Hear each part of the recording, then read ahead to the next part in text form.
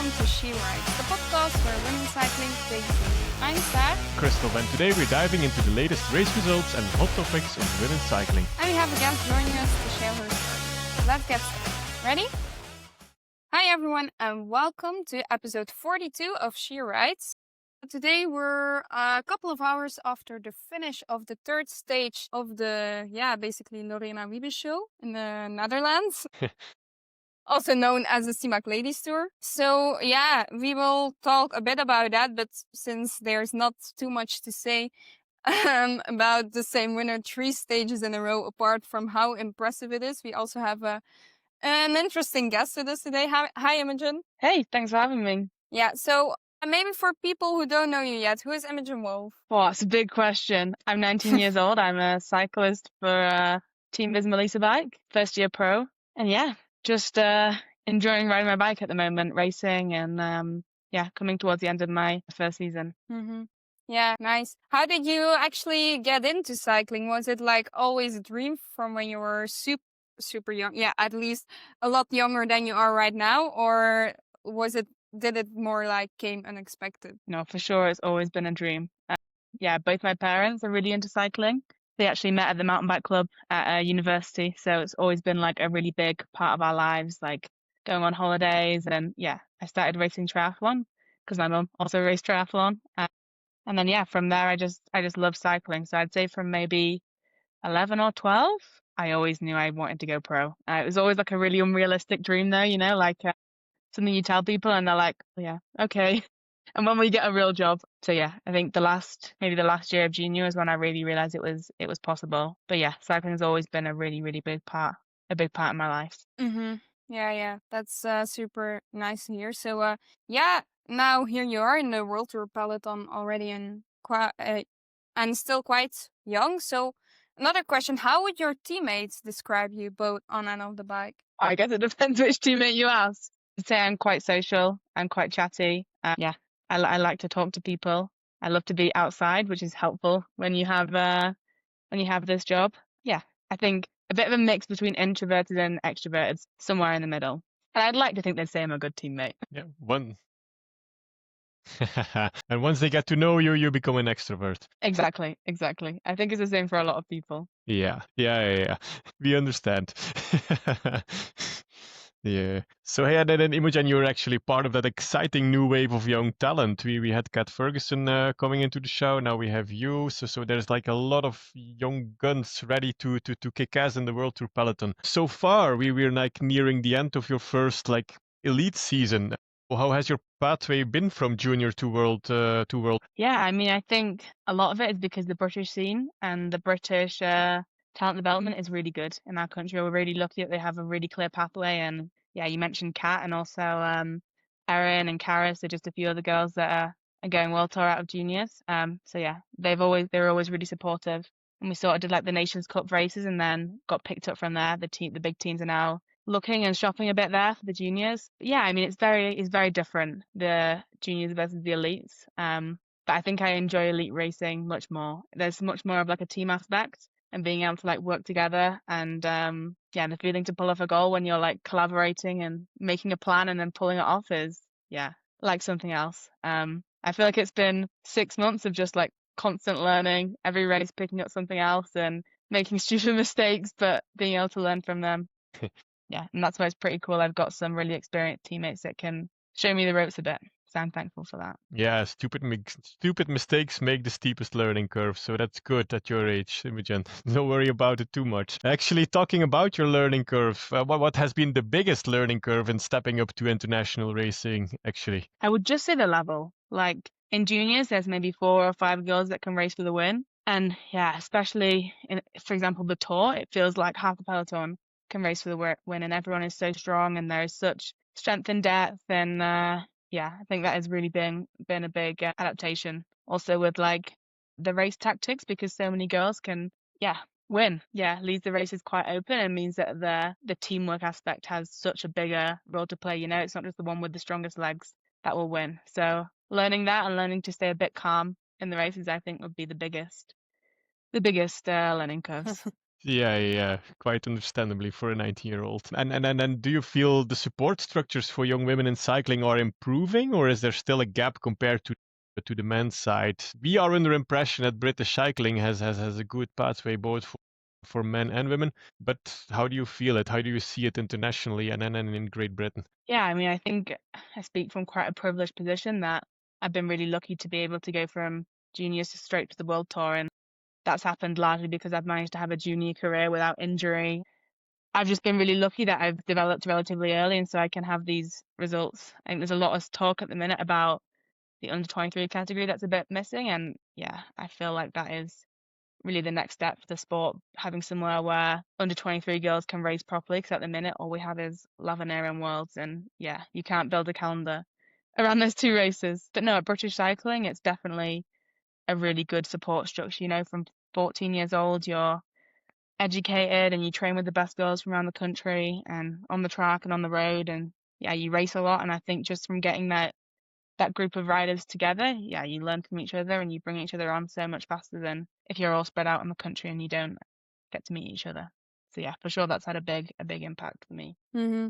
Yeah, and you just talked about like for now the U23 category is of course Tour 11 year, and then from this year on also Worlds. But let's talk about Tour 11 year a bit. Like, how did it go for you personally? Yeah, it was my first race after the tour, and my training after the tour had been not great. My like sensations in the training. So actually initially I was really pleased to be feeling good again and feeling strong, and my numbers were good, so I was really relieved about that. And also the feeling to be able to race at the front of a race is a really nice sensation, you know, to be competing for the win rather than chasing or maybe your job being done 30k from the finish. This was nice. And yeah, we came there with quite a strong British team, but lots of sprinters. So yeah, for the first 4 stages we had some nice opportunities. We had fourth with Flora on stage 1, fourth with Millie, and yeah, on one of the hilltop finishes I think I was,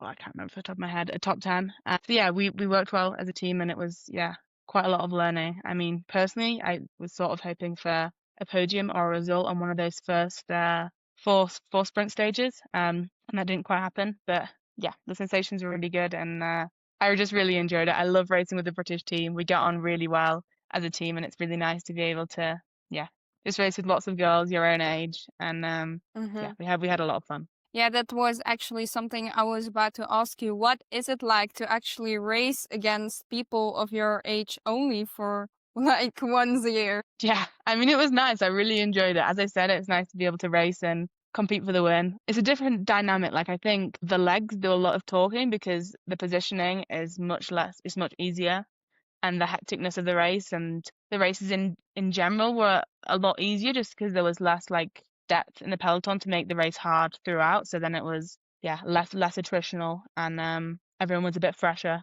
in the final. But yeah, it was really nice. Yeah. Yeah. And then, yeah, of course, I think, I would say another big topic, but probably the only big topic. There was no coverage of the women's race, only from the men's race. Like, yeah, what do you think about it, and how is it to be in the peloton doing like putting in the same effort as them, and then like realizing, oh, we don't get the coverage? Yeah, I'm going to be really honest, and I'd say the only downside in this race was that from the organization standpoint, we felt like an afterthought all week. Yeah, like we had two Really? we had two 75k stages, and we're not in junior category anymore. We can race longer, and I think the lack of live coverage, it shows none of the teamwork can be seen. You know, like none of the lead outs can be seen, Yeah. none of the work that the girls did, and this is a real shame, especially for girls that are looking for contracts and things. Yeah. To me, it felt like there was no reason why they couldn't be televised because all the infrastructure was there to televise the guys, and but yeah, that's me having a complaint. That's me having a moan. Yeah. Yeah, rightfully so. It was more like, okay, we have shut up, guys. We have Tour de l'Avenir fun as well now, and well, hey, shut up now. So yeah, okay. Yeah, but that's like horrible if you get the feeling that you're more like an afterthought to the race organizer. That's like not the way how you want the biggest U23 race, and for now one of the only ones to feel like I don't think that should be the way to go. But parts that not so nice part. What is something everyone needs to remember about this year's edition? What's something everyone needs to remember about this year's edition? Yeah, I mean, I would say the battle between Isabella and Marion. I think this was a really, really nice battle. They're both incredibly strong climbers, like also on the World Tour stage. And yeah, like the Canadian team versus the French team in the showdowns, and the way the French team just went to the front on the final stage and paced the whole of the first climb. I think this was a really nice battle, and yeah, I think these two names will be big names for many years to come in the climbing. Biased, but I think Marion is incredibly strong, and yeah, a really mature bike rider. Yeah. I was really crossing my fingers for her to win, but obviously Isabella is a really worthy winner. Yeah. It looked cool on paper to us too, Yeah. Imogen, but yeah, it looked a nice battle on pro cycling stats. Yeah, for sure. And then something else, actually, I had Sarah Gigante on the podcast last week, and we also talked about the third one, Talia Appleton, and how she didn't got selected for the Worlds because Tour de l'Avenir is like the only chance she had to show herself on international levels, since she mainly does the smaller races in Australia. And now she didn't get a selection, and Sarah was talking about maybe we should also look into having like a baby Giro for the women. How significant do you think like another race like that could be for women's cycling right now? I mean, yeah, personally, I think this would be so cool. I think maybe we have to look at it a little bit more carefully and make sure that more riders can be on the start line, because I think we finished with like a field of 60, just from dropouts and illnesses and like the range in the peloton. So yeah, and I know a lot of girls that couldn't ride because their national team wasn't fielding a team, like my teammate Vicky, for example. Maybe if we can slightly tweak the rules on this and allow like maybe road teams to enter riders just so that riders can get a race. But yeah, I mean, this would be the coolest. I love Italy. I've never raced the Giro, and yeah, this would be super cool. Yeah, well, that's nice. For now, let's go into some other latest news, maybe. Let's start with the thing I am most excited about, transfers. I think we saw a super cool one from She Rides' perspective. I might have had a little happy dance, or as far as I could, since I discovered in the car. But super cool transfer for Margot van Pachtebeke. She's going to Little Trek. Didn't see that one coming. Didn't also really know what to expect. But for sure, this is like such a cool team. Like, will be so cool to watch her in the Little Trek colors. Good step up for Margot in her career. She can further develop at the true World Tour level now with Little Trek. Yeah. It will come with responsibilities as well. So if she's offered a chance to ride freely, she should take it with both hands. Yeah, and she should believe she's there for a reason. She's there for a reason in the team, so she should really believe in herself, and then beautiful things can happen. But super excited. I think it's for 2 years, so will be nice to see her there. Well, we had another She Rides tour, Emily Fortin from this year from O'Shea Racing, who was with us during the Tour of Britain. She's going to Baloise Minimax, ladies. We have one of the biggest things in the transfer season is FDG getting some very good riders. So Eva van Acht is moving to FDG as well. A sneaky nice move. Yeah, I think for But like the transfer they are getting, like Eva van Acht, Franziska Koch, Lauren Dixon, like whoa. As Sarah has said perfectly, actually super scary for all the other teams. Yeah, but we said the same thing this year about FDG Suez, and look at how it turned out. It was less scary than we thought. But right now I feel like in depth of the team, they are also getting stronger. But yeah, you never know. Then we have from Ceratizit Burlova going to Cofidis. Another exciting one I think is Lara Tomazzi. She's going to X, which is also a very cool transfer. Good move for them. Yeah. Both. Yeah. Sad news, Ceratizit that's folding. Yeah. But it was written in the stars. I mean, it's like it was out on the street, but now it's made official. Yeah, it kind of sucks, especially on this level that teams are folding. Sad news. Yeah. Well, but to just continue the Margot van Pachtebeke news, She's going to the World for Belgium, just as Julie van der Velde. Nice are going. Very deserved selection. More about who's not going, Saar, Yeah, in the Belgian selection.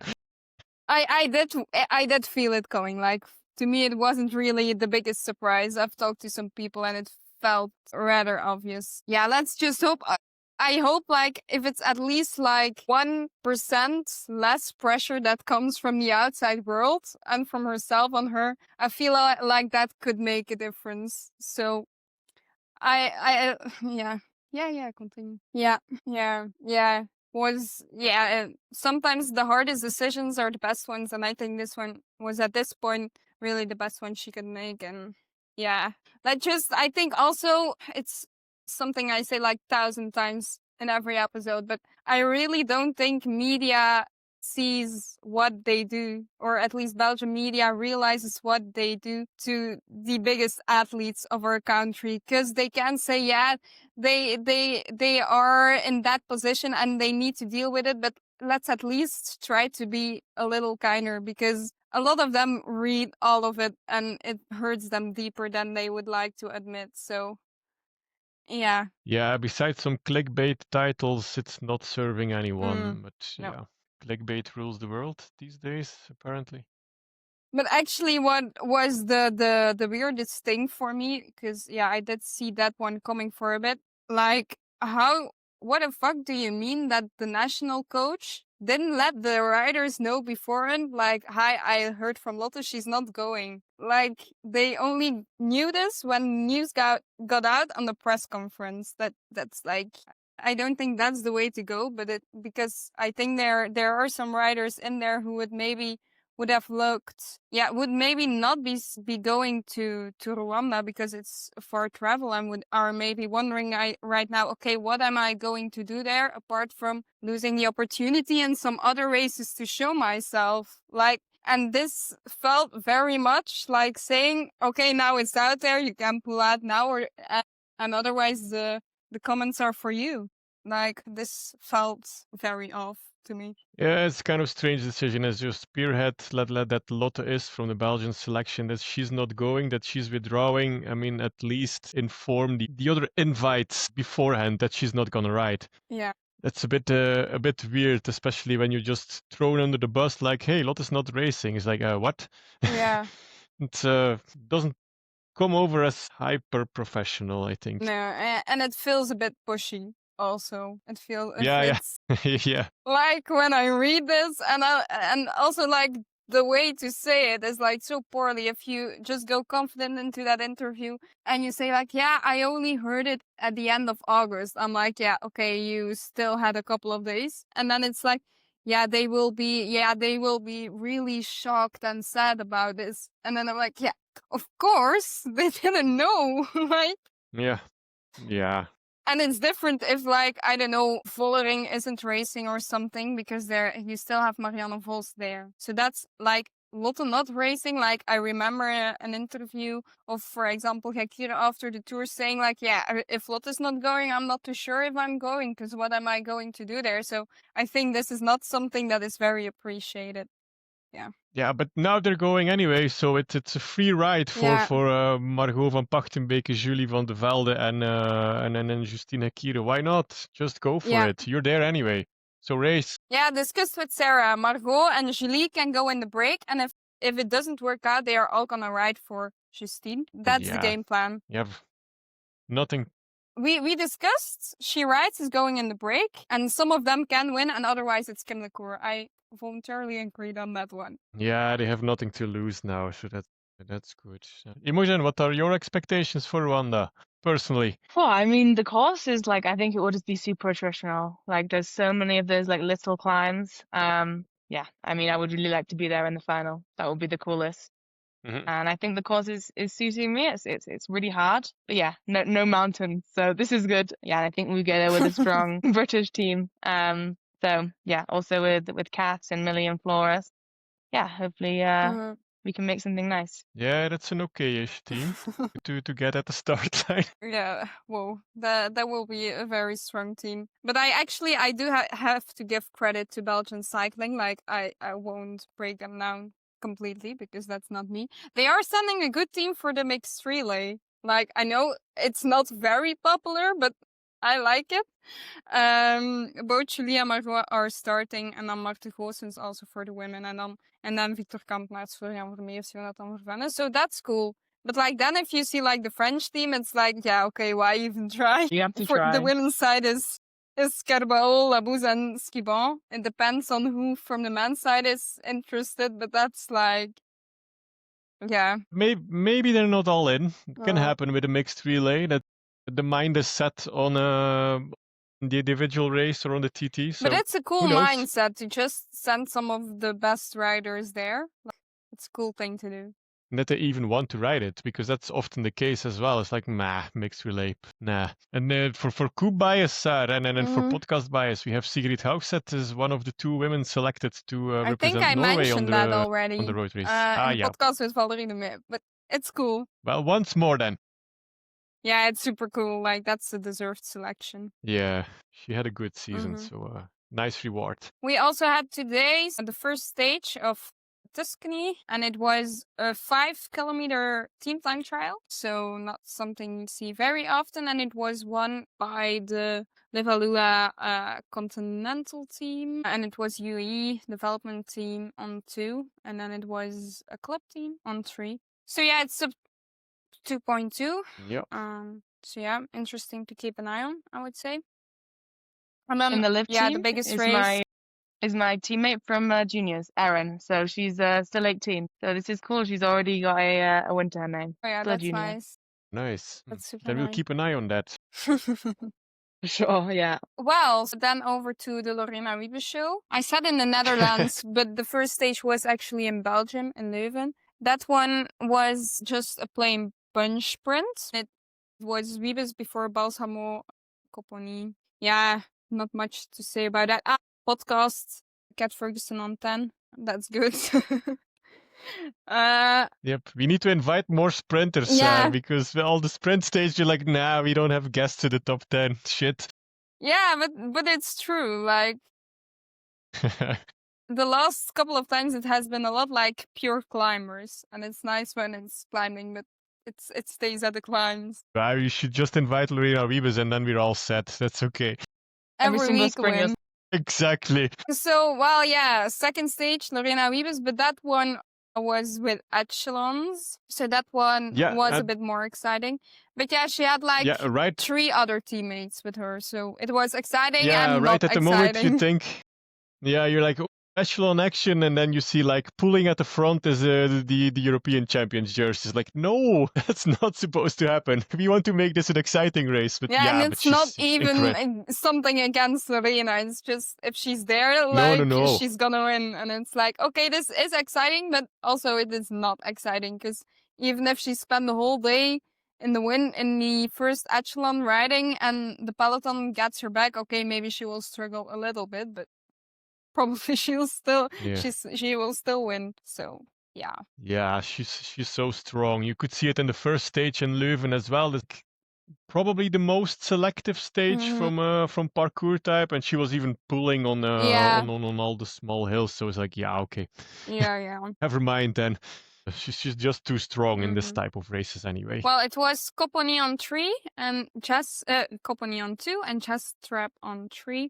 Also, she is riding very well. She's riding attractive. Yeah, it's very nice to see. I don't know why, but already... in the prediction game I'm playing, I also had a feeling like I need to select her, so it is paying off at the moment. Yeah. Also on the first stage, that late attack, I really, on one moment, I thought she would win. Yeah, I think we just hoped. So we also just hoped, like. Yeah. Also, just seeing someone try is so nice. And then she took second at Kruisbreis as well. So she was in the breakaway in Classique Lorient. And now she's riding a very, very strong CIMAC Ladies Tour as well. So yeah, good to see. Yeah. And then, surprise, surprise, stage 3. It's another one for Lorena Wiebes. Yeah.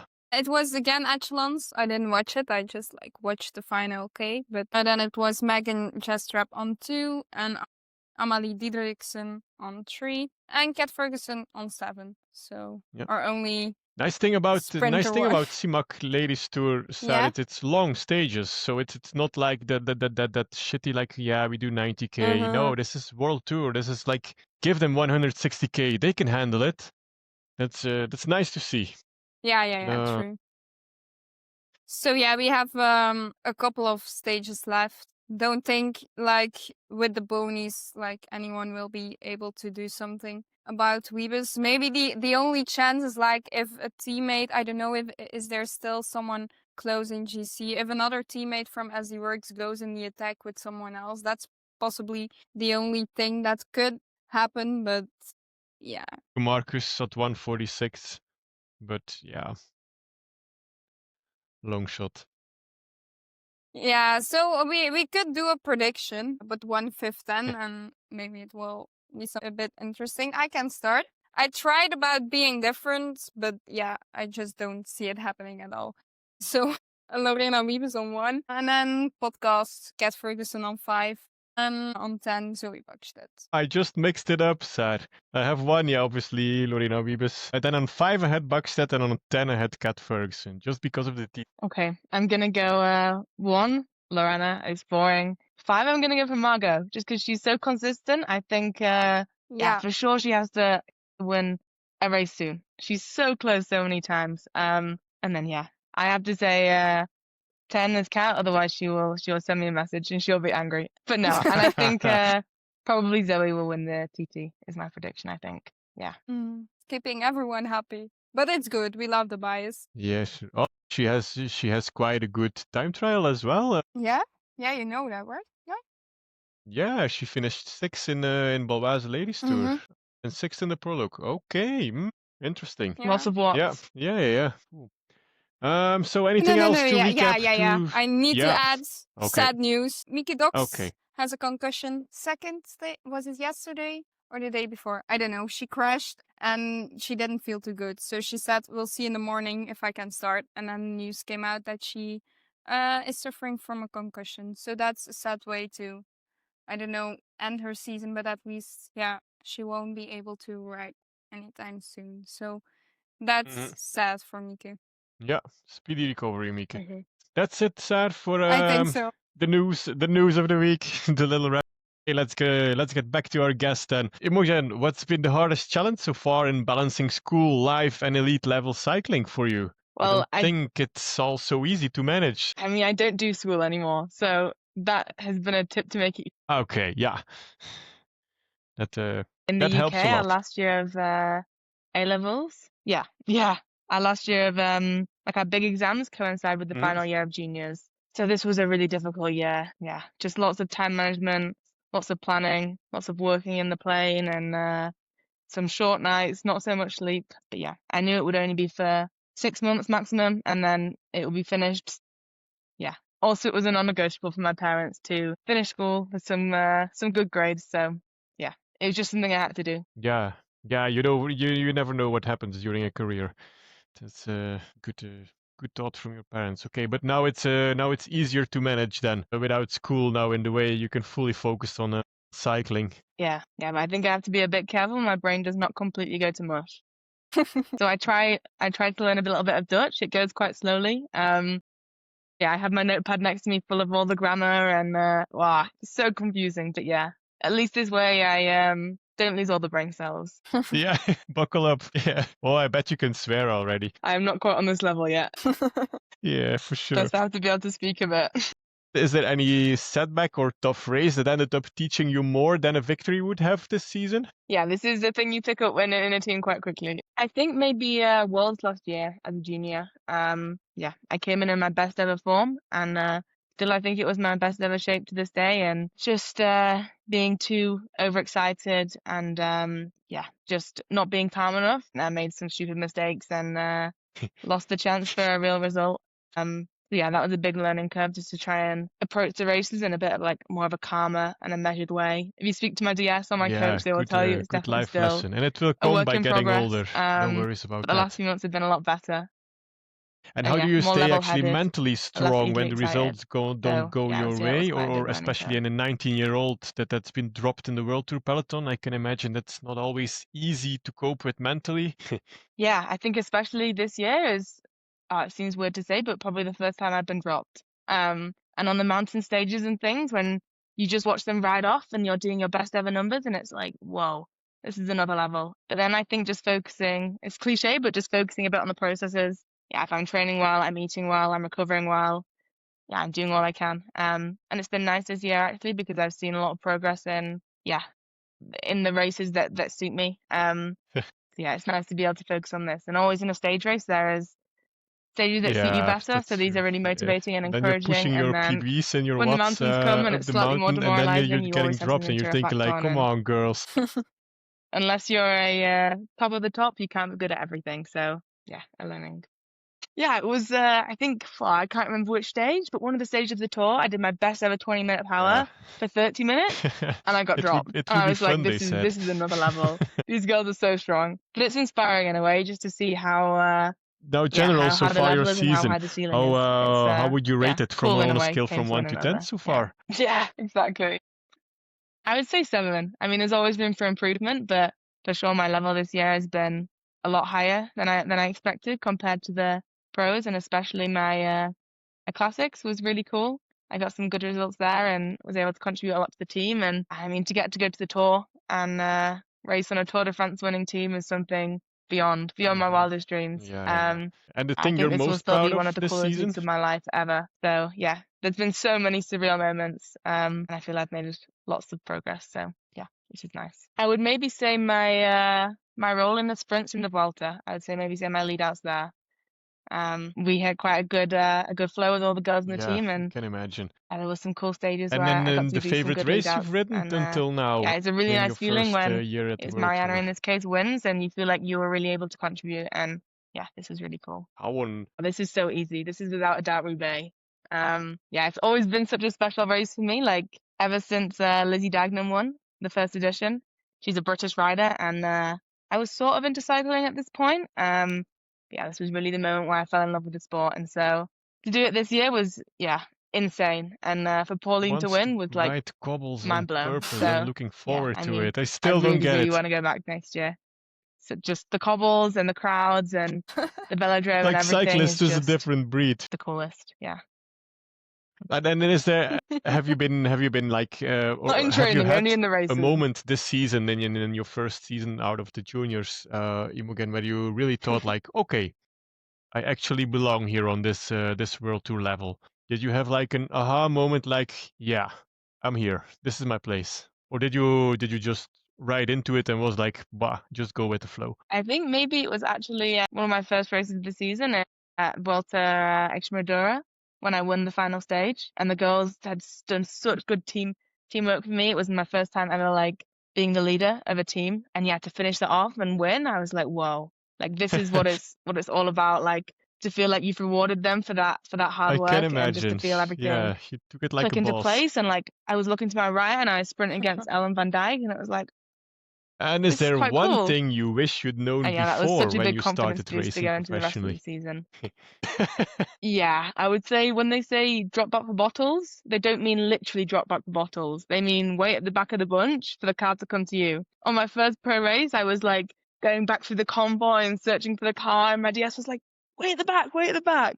So I would say this, but no. And also just, yeah, the importance of not having too much pressure, not having too much expectation, and just, Yeah, that's good. yeah, Like being able to for now, learn and maybe make you can mistakes. look at it And like at the I bigger found this really, really picture in important women's this year. cycling. Not having the pressure put on me If yet, from and your perspective, is having the there freedom like to race my something that bike, I pops really out enjoyed it. in about the current growth in women's cycling? What excites you the most? I would say like, I mean, the fact I'm able to do what I have this year at the age of 18, 19. I think a few years ago this was no way this was possible. You know, to come straight out of the juniors and already have a contract and be being paid and being able to call this my job and not having to have a job on the side. And yeah, I mean, I feel incredibly grateful to the So of women that course, yeah, women's have built the cycling is sport to really be what it is growing a today. I lot, think but not so long ago, there lots are of the some girls had to have things second that jobs to be working on the should be side, done and better. I think we all now we're in a agree on place that. of much So more if professionalism. tomorrow you had a seat at the UCI table, what would you push for to improve immediately in women's cycling? Okay, this is quite a niche, but I would definitely stop the 40 centimeter bar ruling going through. Like that would be getting scrapped tomorrow. For now, I would say on the bigger picture, probably more smaller races, more 1.1s, more 1.2s, and more opportunity for the continental and club level teams. I've got lots of friends that out of juniors didn't manage to sign a contract with a continental or a world tour team just for a few different reasons, focusing on studying or injuries, and now it's really hard for them to have that shop window to show you've just how just good they are. mentioned it, like the pathway Because for a lot of most the young riders to 1.1s and elite racing 1.2s, isn't there's easy. lots of world Next tour to riders more there. So racing opportunities, I would say how more smaller could we races make and a bigger the calendar on the pathway whole. as smooth as possible for them? Yeah, I mean, I said earlier, I think the next step is probably an under 23 category and an under 23 set of races. But yeah, I think this also has to be done gradually. You saw in L'Avenir that like the dropout rate was really high, and by the end there was not a whole lot of riders left. And if every under 23 races like this, then it's not sustainable. I mean, the thought of a Giro would be quite cool, and under 23 Giro. In general, I would say building more of that scene, and then I guess it opens the door for more Devo teams to be there, and then we can have a bit of a format, a bit more similar to the men's, where and it puts a riders lot can of go from pressure on juniors 19 to years old. development teams. I That's mean, some I'm girls I a bit coached biased that because entering their I've last year had of such a good time junior, this year going straight they're to the like, World yeah, Tour, this but is it. I have to prove I know myself, or it's not it's right for done. everyone. So you have to like tell them like, no, your cycling career is not over when you're done with the junior category. Like, really, calm down. So that's something we're really missing. Yeah. Yeah, but this is such a common perspective though. Like I also had this. You come into your last year of juniors and it feels like, okay, this year is make or break. This year I become a professional cyclist or I go home. Yeah, now I think I have the perspective to look back and think, don't be so silly. Like that was not the case. But yeah, in the moment, and of course it really feels like just that. come out of the And when you're juniors also studying watching and it's the year of like your exams, all the big riders on it builds TV, itself and up to now just you're be such a actually stressful a part year. of them. Do you still have someone in the Yeah. women's peloton you look up to? Yeah, as I said, Lizzie Dagnan. Yeah, I was in the group chat with her at the Vuelta, and she comes to me and she goes, "Hey, Imogen, how are you finding your first Vuelta?" And on the inside, I was like in total freak out mode. I was like, "You're my hero," but on the outside, I was like, "Yeah, I'm enjoying it," and I hope I did a pretty decent job at like styling it out, you know. But yeah, I mean, she's always been my hero. She's from pretty close to where I am in the UK, so yeah, to get to ride with her in her last year was She is a really hero. cool. Like if I Let's be saw her in honest. the bunch and like I was trying to move up, I'd be like, okay, no, I go for the other side. I will not try and push past Let's Lizzie. take a little bit I behind think the she'll always be scenes. a bit my hero.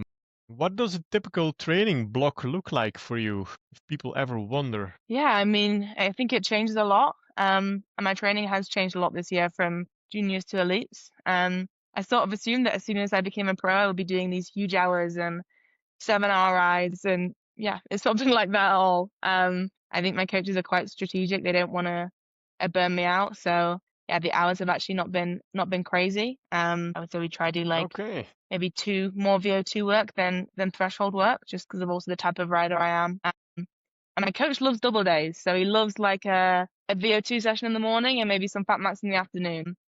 But yeah, in general, the hours haven't been crazy. It's just been like quality, intensity, and then yeah, I mean, once you're in the season, it just feels like you're constantly trying to recover from the last thing you did and get ready for the next thing. already So there see hasn't been like yourself a huge, evolving and leaning towards certain huge types block of of just races? Okay, ability we're to pretty train. sure it's not going to be the big climbs. Yeah, it changes a lot. But week to maybe week. time trials or the classics. Like we can scrap that from the menu, but the Flemish classics, the Ardennes classics, time trials, small or big grand tours. Well, maybe not big grand tours because they involve a lot of mountains for the GC maybe. But yeah, how do you see yourself like grow? Have you already an idea? Yeah, I would love to be a really strong classics rider, like punchy at the small climbs and ability to get over those and make the reduced bunch finishes. I mean, I've never done an Ardennes, so I don't want to say not Ardennes because I've never done it. But yeah, I can really see myself as a classics rider. I like the time trial. It's a work in progress at the minute. I prefer a longer time trial with some climbing. But yeah, just a punchy rider, reduced bunch finishes, and not pure bunch sprints. As you said, not big mountains. Yeah, great. I'm still Kick-ass figuring in it out Flanders. bit by bit. I feel like I've learned so much about And in myself as Roubaix, a of rider in the course. last Yeah. 6 months. Sorry, So yeah, but the classics would be cool. they like It'd be really cobbles. cool to get a few results Forgot there. about that. What, you have any short-term goals already for next season? Yeah, I mean, I need to speak to my my coaches and get my calendar. Yeah, for sure. You always want to do better. I would love to. My goal for this season was to win a race, and I would also like to do the same next season. I think it's what every bike rider loves, is winning races. And yeah, I mean, Tour of Britain this year was really cool. My level wasn't quite where I wanted to be, so I'd love to get back there and make a proper stab of that and give that a good go. And of course, the classics. Yeah, to be in the Tour de France team again would be a really big goal and a big Yeah, why hope. not? But the And team if is we only can getting just fast stronger, forward for and 5 every years, girl wants to be there. what would be So your dream we will see season with that. headline you could read? If I could contribute towards another result like this year, yeah, that would be amazing. So cobbles isn't enough. You want rain on top of it. Okay.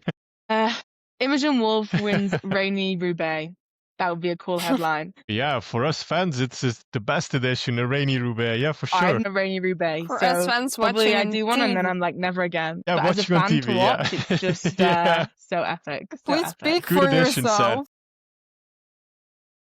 And then beyond the results that will Exactly, for yeah. sure follow in the future for you. At the end of your career, what kind of rider or role model do you hope to become? Wow, that's a big question. Yeah, I mean, I think I've been really lucky to have been like guided and led by a lot of my teammates this year. And I see them as role models. So to be able to do that for another young rider, if I was more experienced and older, I think that would be really cool to sort of give back and pay back in a way for what the time and wisdom lots of others have given to me. It was really nice at the Tour this year to see all the little girls and boys, and yeah, it was really the first feeling I Yeah, had. and something like, whoa, else actually about maybe we are inspiring next inspiring season people here. short-term goal. Do you have So, yeah, for I this think, season? Maybe I think that would be are you quite cool. planning It would be nice to to be remembered as a good dive teammate. back into the mud this year? I say it's a will I won't I. I hope so, at least for a few races this year. Yeah, it's difficult to balance also with the track because I also really like that and the road. So it's like Yeah, to get the yeah, training okay. in And when you then also need to be we've good talked a in lot the road about over the summer. cycling, but what do you do to Hopefully we switch can up come up from with a good cycling? plan, Anything and hopefully I'll be back in you the love mud to do because apart from I riding love your it. bike? Yeah, I'm really into reading actually. I've been reading a lot recently. I find it's a lot better than like the Instagram doom scroll. And I like to cook and go to cafes and drink coffee when I'm back home in Girona. Just normal teenage girl stuff, hang out with my friends. But yeah, reading has been a big one actually, especially when my coach has been like, you're not allowed to walk anywhere, like just lay on the sofa and chill out. Like I can do that for a few hours and I'm like, oh, I'm bored out of my mind. And he's like, it's recovery. So this has been a good thing to pass the time.